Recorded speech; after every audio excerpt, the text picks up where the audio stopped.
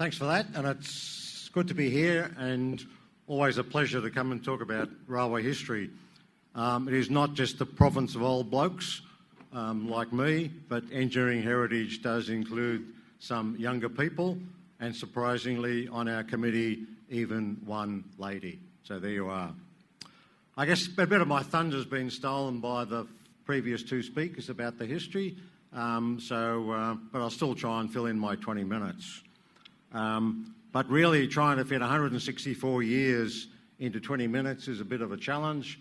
So this is a very fast train ride through railway history.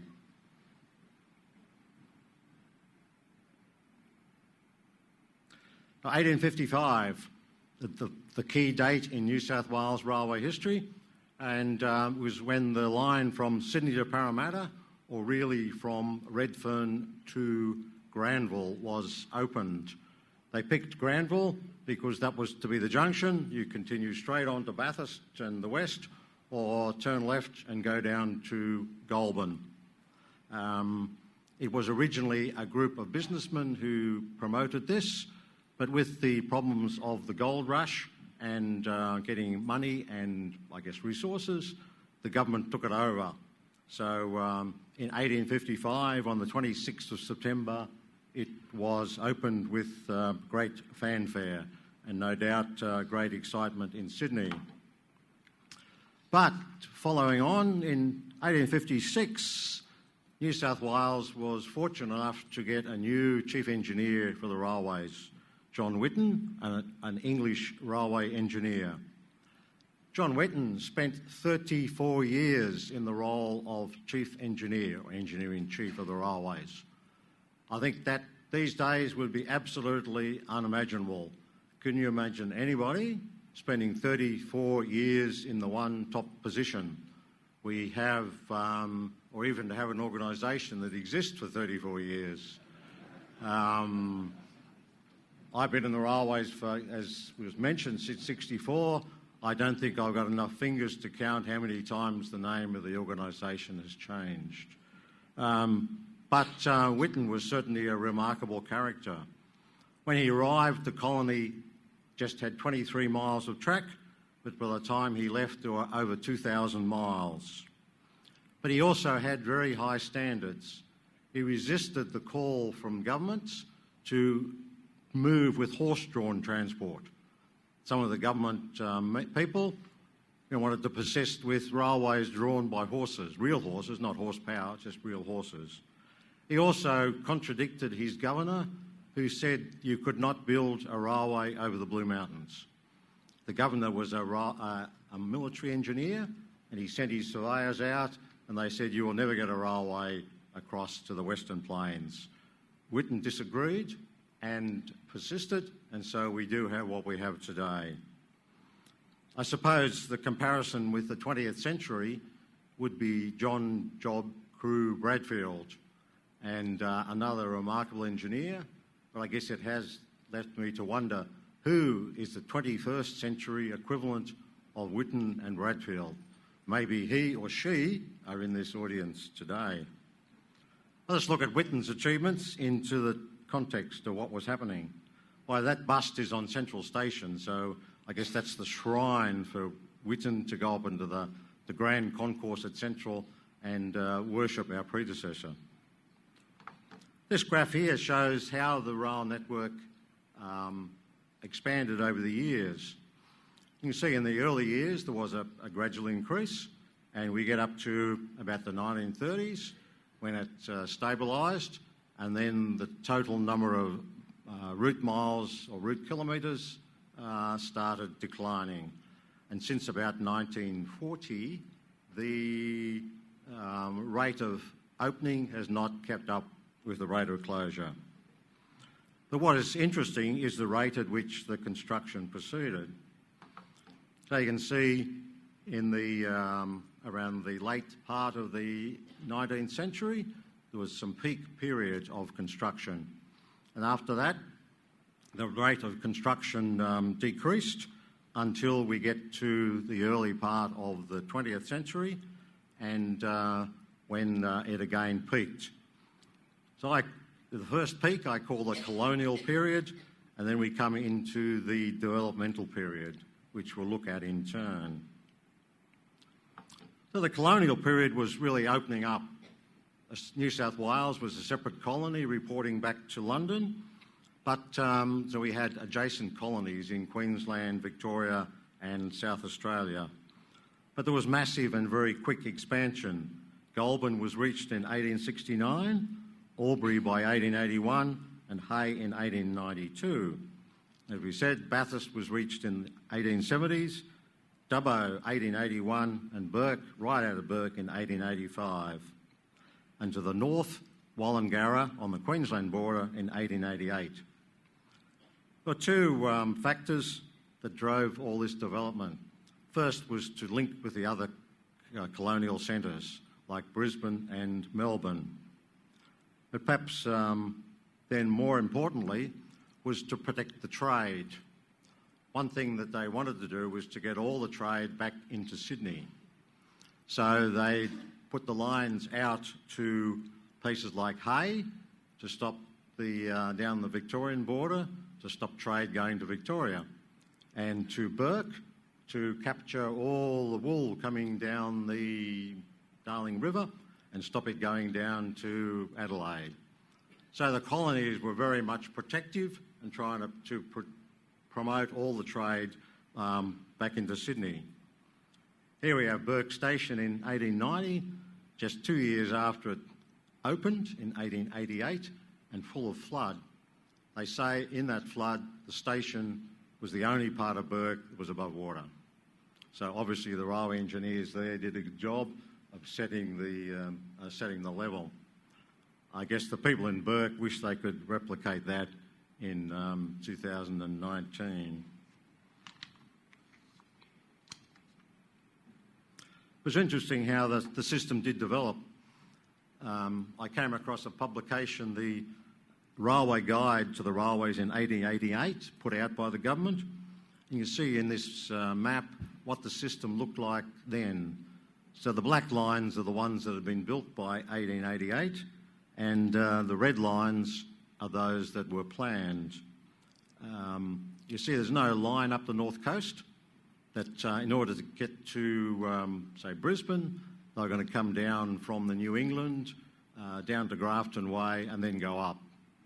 Obviously in that stage the challenge of bridging all those major rivers up the north coast was too great, and so they were going to take an easier route instead. They were also going to build a line out to Wilcannia. No line to Broken Hill, just to Wilcannia. Again, one assumes to capture the trade off the Darling River at Wilcannia. Moving on into that second period that I talked about, the developmental period. In 1890, there was a major drought across New South Wales, which lasted for some years, the Federation drought. But out of this drought, there was a change in the rural industries, and they changed from being mainly pastoral, i.e. sheep and wool, to wheat.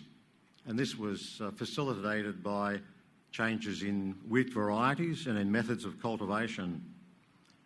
So the farmers in this area where wheat is suitable, that wheat belt just west of the Great Dividing Range, shifted their type of farm. But unfortunately, wheat is a lower value product than wool, so they were after cheaper forms of transport. So they moved to rail, and that's led to the proliferation of country branch lines in that area just west of the Great Divide, from Bathurst West, one might say. It was said that in those days the objective was for a farmer to be able to get on his horse and cart, no motor vehicles, drive to the railhead and get back to his farm in one day, in daylight hours. That's why we have this great lot of branch lines. So, if you go west of the divide in that wheat belt, this is the classic scene, the silo, and I guess in the old days, the horse and carts lining up to dump their wheat in there. And of course, they still exist to this day. But the demand for cheaper freight, goods freight, and also led to a reconsideration of the type of construction. Following Whitton, a guy called Henry Dean took over as engineer-in-chief, and he visited the United States, amongst other countries, to see what their type of railway construction was. And he decided that the United States had more appropriate track standards and methods than the United Kingdom. Australia had become, I guess, it was an outpost of particularly England, and had adopted the English standards. I guess you would have to realise that the railway scene in the America would be much closer to that of Australia. Vast spaces and long distances and smaller areas of population. So they developed the concept of pioneer lines. And most of these branch lines that were built to the west of the Great Divide in the wheat belt were these pioneer lines. Standards were rather basic. It was dirt ballast or dirt, and speeds were limited to about 20 to 25 miles per hour. But there was the recognition that as the traffic developed, they would get more money and they would be able to upgrade the lines. But that did not always happen, as we can all know. Same with the bridges. A lot of the country bridges were done in timber, but then moved to the American style of a Pratt truss. The one on the right-hand side there is at Manila, which spans the Namoi River. It was interesting how they did develop that. They developed the line from Tamworth to Manila, and then we're going to move on eventually from Manila to Barraba. But they got contracts to fabricate the steel, but the contractor put his price in too high to erect it, so it was erected by day labour, as was the half-kilometre long viaduct. Of course, the track was, let's just say, basic. And that was the standard of maintenance, which, thankfully we don't see too much of now. But one of the outcomes of the branch line, pioneer line, was that the number of openings was not terribly great.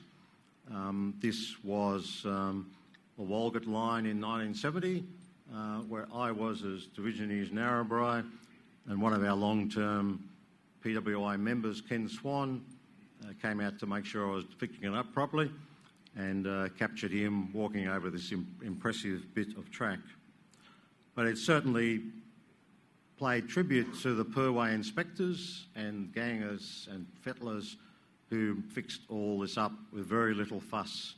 That was the country way of life. Something happened, you got in there and fixed it up.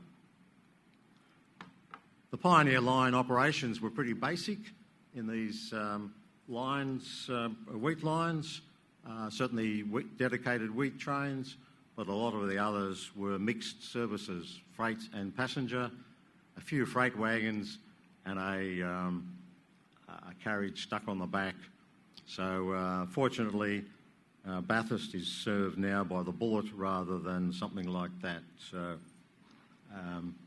but of course, even with good standards, you suddenly get problems on branch lines. And here down at between Cooma and Bombala, a train derailed, one of those mixed trains, and the guy on the right-hand side there is Don Haggerty, another one of our long-term PWI members. This was the first derailment I ever went to as an engineer, so certainly one of those memorable events. But the system did continue to develop, and new lines were built. We talked about the line across the Blue Mountains and the zigzag, In 1910, the original zigzag, which came down the mountain like that, was replaced with tunnels. 1919, they put a new route from Picton to Mittagong. And finally, in 1932, the North Coast line to Brisbane was completed with the opening of the bridge over the Clarence River at Grafton. So finally, there was a direct route between Sydney, Newcastle and Brisbane. Standards of passenger trains also improved. The standard gauge between Sydney and Melbourne was completed in 1962, and we had the new Southern Aurora and the Spirit of Progress. An ad for the Southern Aurora, when it was introduced, promised fine dining and wines. I went on the XPT to Melbourne last year, and I must say I did not get fine dining or wines. But anyway, that's 2018. 1970, the standard gauge line got through from Sydney to Perth, and we had the introduction of the Indian Pacific. So I just put these two slides in, or pictures in, as a matter of interest. The black and white one was the introduction of the Southern Aurora, and we have all these very well-dressed people out there. And the bottom two are that I took at Broken Hill in 1970 with the Indian Pacific passing through. And the whole lot of real people came out to have a look. As was said, when you see the Garrett coming through, I think Paul said, you get people come to look at these things, because railways always create interest. But two things, well, I can't see an orange vest anywhere. All these people on track, I don't see any flag protection officers or orange vests. So obviously whoever was supervising it failed badly. The other thing I was going to mention, I was out there as Broken Hill, and this was one of my best jobs in the railways, as the boss was 700 kilometres away in Parkes. The downside was my girlfriend, now wife, was 1,300 kilometres away in Goulburn. But just to... Whoops, I've lost it.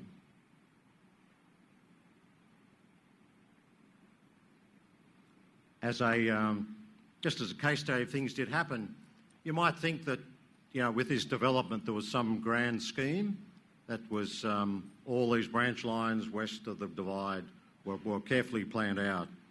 But just for a bit of a background, Burra line, the main south line went from Yass to Harden in 1877. Then in 1884, the locals in Burra started campaigning to put a branch line from Geelong up to their village. This was even mentioned in the Railway Guide in 1886. The matter went to Parliament and was put on the list of proposed construction projects, even though Henry Parkes, the Premier, opposed it.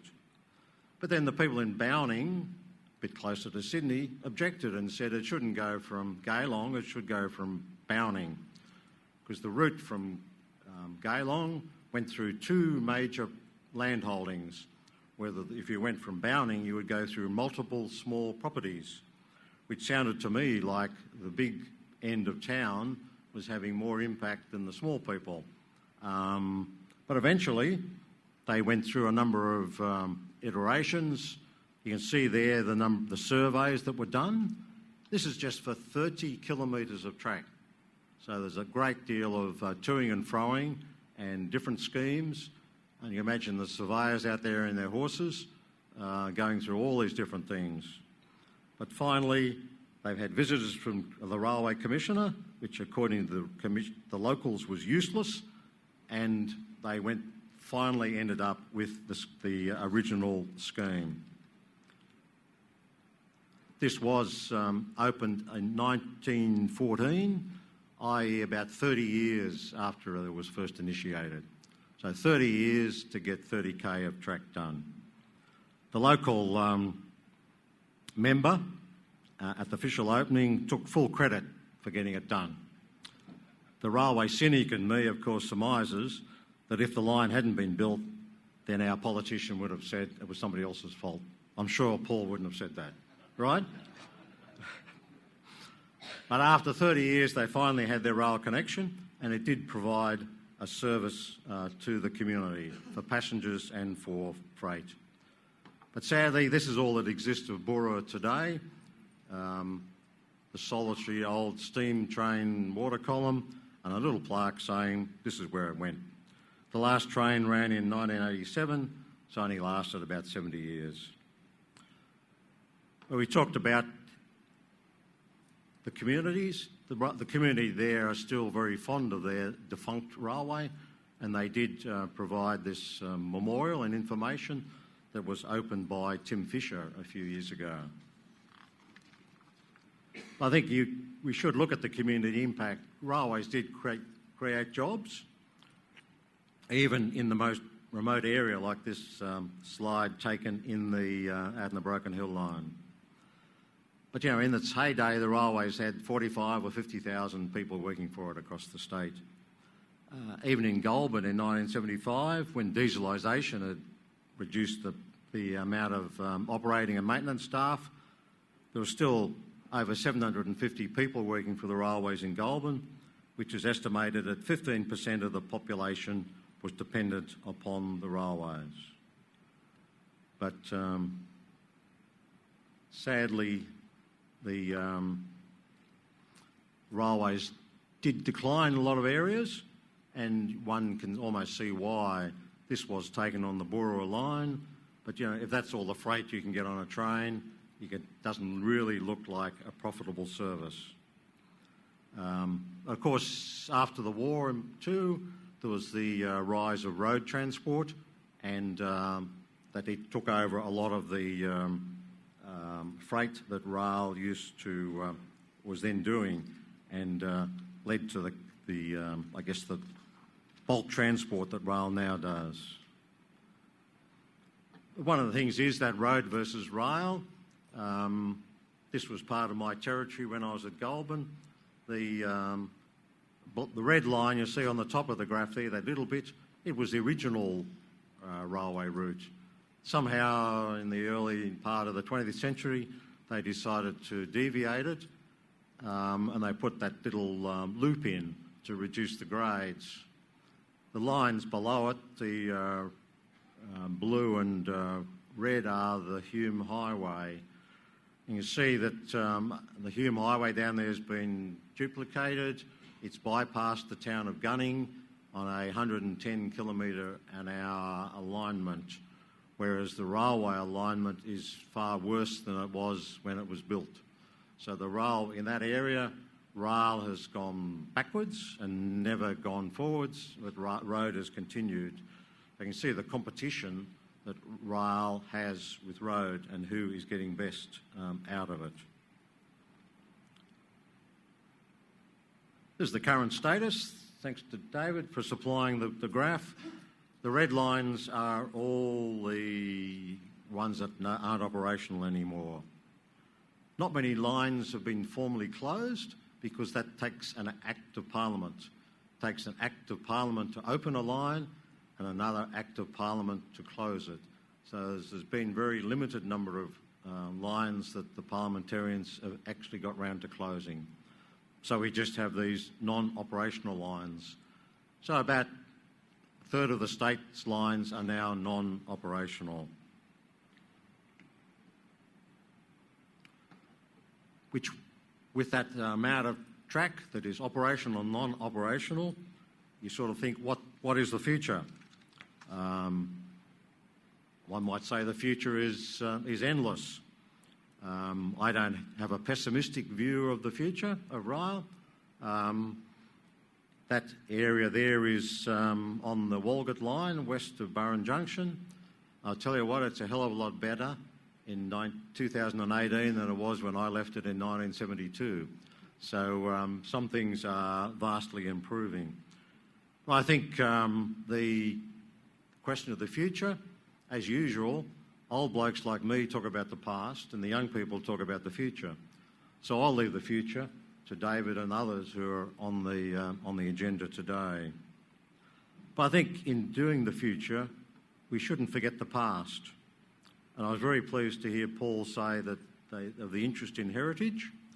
I got an involvement with the railway bridge and viaduct of Manila, and I think things like that are worth recognising and, if possible, preserving.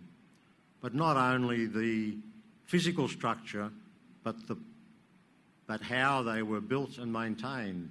There's a tremendous amount of stories about information about how things were done in the future, or sorry, in the past, and there's probably quite a few here. And I think those stories should be recorded for posterity, because I think it's important. So this is really where I finish, and to hand over to David, except, as was mentioned, I am Chair of Engineering Heritage Sydney. It is our the centenary of Engineers Australia this year, 2019, and 2 books were produced, one on 100 notable projects and one on 100 notable engineers. The projects one is already out, the engineers one will be coming out in the next couple of weeks. Both can be purchased from the Australian Railway Historical Society bookshop on the Grand Concourse. So I think while there are rail projects and rail engineers in each, there's certainly a diversity of engineering and information that make them worthwhile. And the latter book on the notable engineers, I wrote 4 of the entries, so they are probably the best ones. Thank you.